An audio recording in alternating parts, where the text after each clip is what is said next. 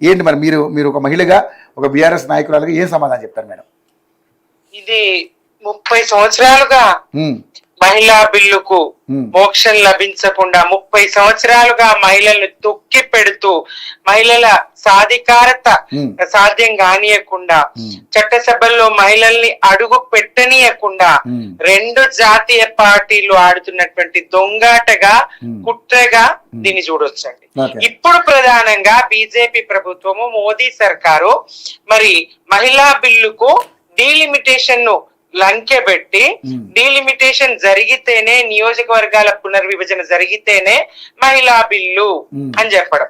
ఈ మహిళా బిల్లు వీళ్ళు చట్టం వీళ్ళు ఏదైతే అమలు చేసిండ్రో ఎన్నికలకు ముందు అప్పుడు స్పష్టంగా ప్రజలకు చెప్పలేదు, మహిళలకు చెప్పలేదు మహిళా బిల్లు మేము పాస్ చేసేసినాం, ఇది చారిత్రక విజయం, దేశ రాజకీయ ముఖ చిత్రాన్ని మార్చబోతున్నామని చెప్పిండ్రు. తీరా ఇప్పుడు దానికి లింకు పెట్టి లంకె పెట్టి దీన్ని అడ్డుకునే ప్రయత్నం. దక్షిణాది రాష్ట్రాలకు అన్యాయం జరుగుతుంది డీలిమిటేషన్ లో అని మీరు ఏ ప్రాతిపదికన డీలిమిటేషన్ చేస్తారో స్పష్టంగా చెప్పండి, చర్చ చేయండి, దాని తర్వాతనే డీలిమిటేషన్ జరగాలి.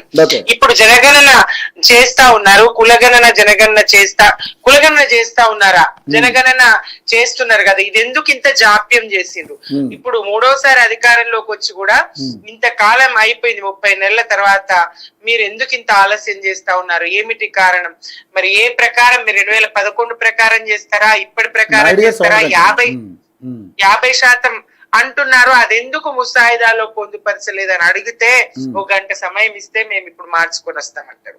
మోదీ గారు మాట్లాడుతూ మహిళా సాధికారతకు చారిత్రాత్మక అడుగు అంటారు. ఇది చారిత్రాత్మక అడుగా, వామనుని అడుగా? ఇది చారిత్రాత్మక అడుగా, బలి చక్రవర్తిని తొక్కి పెట్టినటువంటి వామనుని అడుగా మహిళను తొక్కి పెట్టడానికి? ఎప్పటికి సాధ్యం అవుతుంది మహిళా రిజర్వేషన్లు? ఎప్పుడు అమలు చేయగలుగుతారు? మీరు బిల్లు పాస్ అయిపోయింది, మళ్ళీ ఇది ఎందుకు తీసుకురావాలి? మీరు అనుకున్నటువంటి బిల్లులు, మీరు అనుకున్నటువంటి ఈడబ్ల్యూఎస్ ఎవరు అడగలేదు, దానికి ఎంతో కాలం కాలేదు.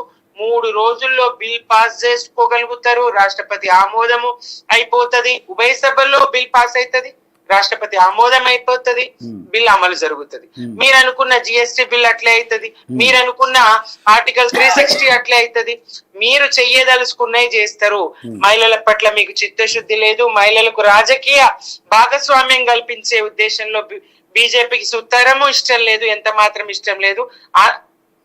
ఈ కారణంగా కాంగ్రెస్ ను సమర్థించడం కాదండి, దొందే మహిళల విషయానికి వస్తే ఇద్దరు 30 ఏళ్లుగా వంచిస్తూనే ఉన్నారు, మోసగిస్తూనే ఉన్నారు. మహిళల మోచేతికి బెల్లం పెట్టి వీళ్ళు నవ్వుకుంటున్నారు.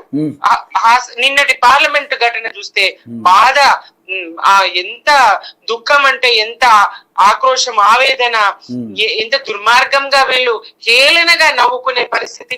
అమిత్ షా గారు మాట్లాడుతూ నవ్వుకుంటారు. నిజంగా చిత్తశుద్ధి ఉంటే మీరు ఏ ప్రకారంగా డీలిమిటేషన్ చేయదలుచుకున్నారు? ప్రతిపక్షాలతో ఎందుకు చర్చ చేయరు? ఎందుకు ఒప్పించే ప్రయత్నం చేయరు? దక్షిణాది రాష్ట్రాలు పోరాటానికి ఎందుకు సమరశంక మూదాలే? మీ దగ్గర ఆయుధాలు అయిపోయినాయా? మీరు పాకును బూచిగా చూపిస్తారు, మీరు మతాన్ని బూచిగా చూపిస్తారు, మీరు దేశభక్తి కార్డు వాడుకుంటారు, మీరు రాముణ్ణి వాడుకుంటారు. మీరు ఇవాళ అన్ని ఆయుధాలు. ఎన్నికలకు ముందు మహిళా రిజర్వేషన్ చివరగా మీకు ఇప్పుడు మరి ఉత్తరాది దక్షిణాది విడిపోవడం మీకు ఇదా? ఎందుకు చిచ్చు పెడతారు? మేడం ఒక్కసారి కోటపాటి నరసింహనాయుడు గారని సీనియర్ నాయకులు ఉన్నారు బీజేపీ నుంచి. ఒక ప్రశ్న, బీఆర్ఎస్ కాదు బీజేపీ నాయకులు, ఒక క్వశ్చన్ అడుగుతారంట మేడం మీకు. సార్ అడగండి సార్.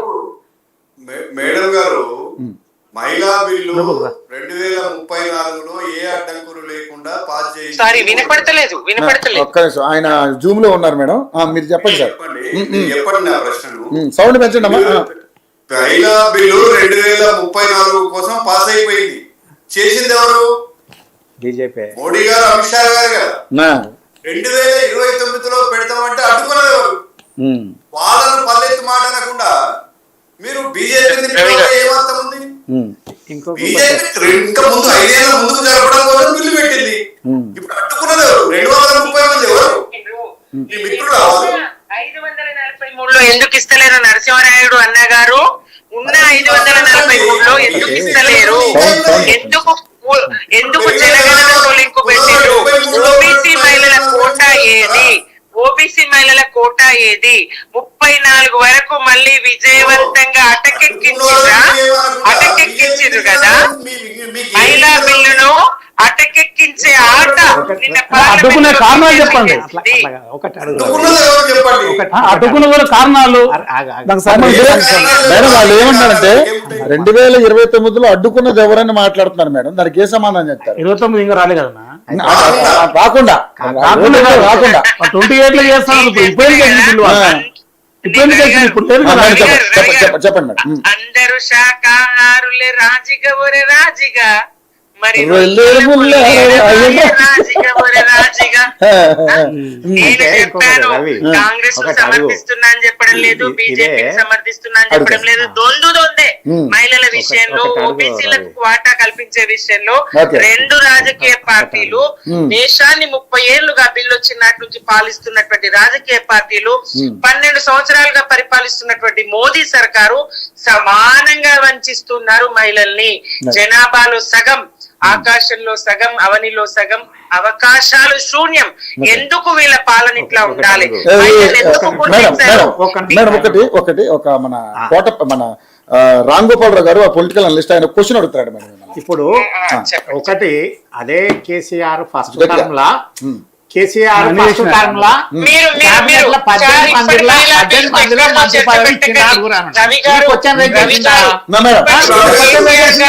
చేసిన సంక్షేమం దేశంలో ఏ రాష్ట్రం చేయలేదు. చర్చ అది కాదు. అదే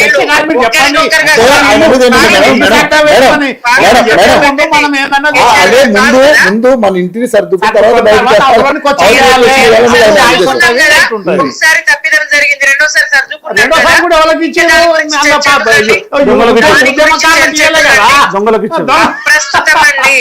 అప్రస్తుతాన్ని ముందటేసుకోకండి, అప్రస్తుతాన్ని ముందటేసుకోకండి. 100% కేసీఆర్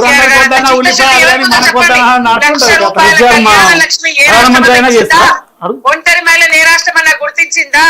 బీడీ కార్మికురాలు నేరాష్టమైనా గుర్తించిందా?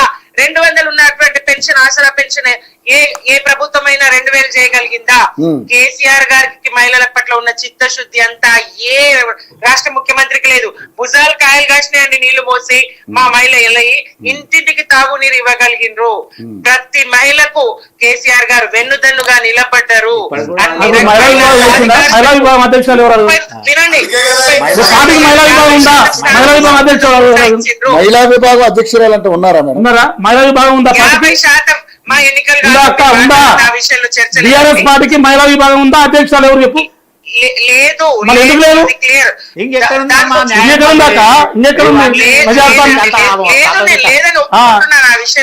ఎందుకు లేదా? మీకు ఇవ్వచ్చు కదా, విశాఖ ఇవ్వచ్చు కదా, ఉన్నారు కదా. మహిళా అధ్యక్షులు మహిళా బిల్లు కోసం కొనడం ఒక ప్రాసెస్ ఉంటది. పార్టీ పదవుల కోసం ఉన్నారు, ఏం లేండి. పార్టీ తప్పకుండా ఆ నిర్ణయం ఎప్పుడు చర్చ అది కాదు. ఇప్పుడు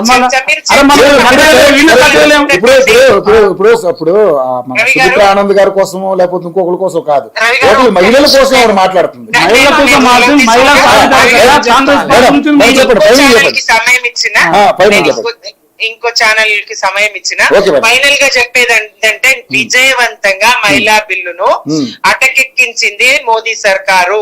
ముందు రాష్ట్రాల్లో ఎన్నికలు ఉన్నాయి, పశ్చిమ బెంగాల్ ఎన్నికలు ఉన్నాయి. ఆమె ఒక వీరనారి, ఆమెకు సెల్యూట్ చేయాలి. నిజంగా ఆమె 3 సార్లు ఎన్నిక కాగలిగింది. మోడీ లాంటి వాళ్ళు అంతరాలు కల్పించినా, అడుగడుగున అడ్డుకున్నా, ఆమెను ఓడించాలని కుట్రలు చేసినా, దీని మీ 40 మంది ఎమ్మెల్యేలు నాకు టచ్ లో ఉన్నారని ఛాలెంజ్లు మోదీ స్వయంగా విసిరినా ఆమె ఎదుర్కొని గెలిచి నిలబడగలిగింది. మళ్ళీ గెలుస్తారు.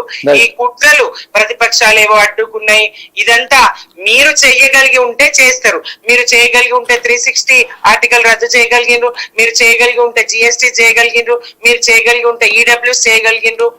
ఈడబ్ల్యూఎస్ రిజర్వేషన్ బీజేపీ చేయదలుచుకుంటే ఏదైనా చేస్తదండి. బీజేపీ మహిళలకు ఏదైతే అంటే ఈ బీజేపీ మగవాద మహిళలకు అన్యాయం BJP చేయదలుచుకుందా? మహిళలకు మాటకి మహిళా వ్యతిరేక పార్టీ వ్యతిరేకమైనటువంటి BJP అవకాశం ఇవ్వదు. బీజేపీ ఉన్నంత అవునా? మహిళలకు అవకాశం రాదు. Right, 34 తర్వాత బీజేపీ ఉండదు. ఇది క్లియర్ సార్. Right.